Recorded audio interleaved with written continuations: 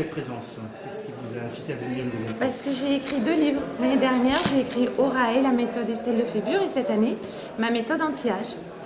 En effet, si j'avais pas écrit de livre, je pense que je ne serais pas là. Oui, bah, des fois il y a des personnes qui restent, qui reviennent alors qu'ils ont écrit un livre. Il y a Christophe Lambert, par exemple, avec le juge. Ah oui, mais en même temps, ça se passe chez lui. Enfin bon, je peux comprendre, et il organise aussi, enfin voilà, il fait partie de l'organisation. Mais non, moi, en l'occurrence, c'est que j'ai sorti un livre cette année, au mois d'avril. Et voilà, donc c'est un peu la suite de mon premier livre.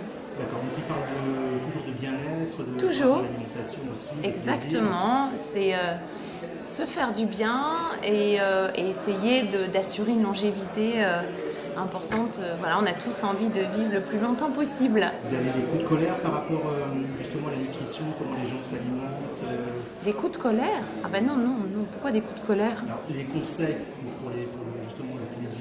Après, chacun essaie de trouver ce qui lui convient le mieux, c'est ça qui est le plus important. Là, le livre est basé sur les 5 saisons selon la médecine chinoise. Donc, on s'occupe de certains organes à chaque saison. On mange des fruits, légumes de saison. Il y a des recettes aussi faites à base de justement ces fruits et légumes de saison. Et il y a aussi 5 grands chefs qui ont participé à l'ouvrage. Hélène Darroze, Alain Pégouré, Éric Fréchon, David Faure et Claire Verneil. Voilà, tous ces gens-là ont participé en donnant des recettes. D'accord, très bien. Et qu'est-ce que vous en pensez de la cuisine moléculaire? Vous avez un avis dessus? Oui, mais moi je pense qu'il faut vraiment manger de tout. Alors attention, pas n'importe comment. C'est pour ça que je suis assez pour les produits un peu, enfin être locavore, c'est-à-dire essayer de rester avec des produits de petits producteurs autour de chez soi, parce que on n'a pas. Et quand je dis produits de saison, c'est pareil, manger des fraises en hiver, je trouve ça ridicule. Et ça fait aussi partie de la protection de la planète et essayer, voilà.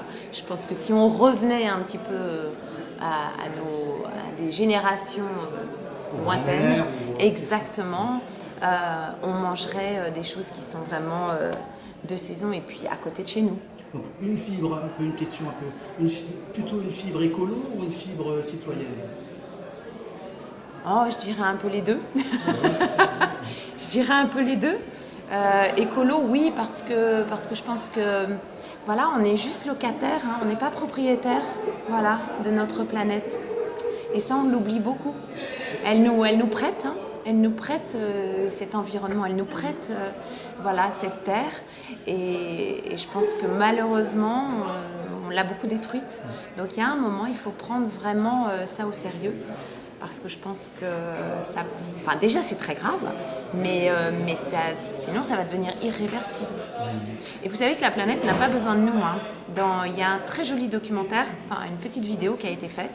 Si l'homme se mettait à disparaître, vous savez que la Terre reprendrait le dessus, la planète, enfin, la nature reprendrait le dessus. Et elle continue à vivre. Hein. Et cette fibre-là, vous l'aviez déjà étant plus jeune? Alors, il est vrai qu'en étant normande, en ayant vécu en Normandie jusqu'à mes 18 ans, ce sont mes racines. Et donc, forcément, je pense que ça joue en effet dans la façon d'être et de penser. Et je retrouve, moi, une certaine énergie à chaque fois que je vais là-bas. Donc, j'ai besoin de protéger cet environnement. Oui, ça, c'est important.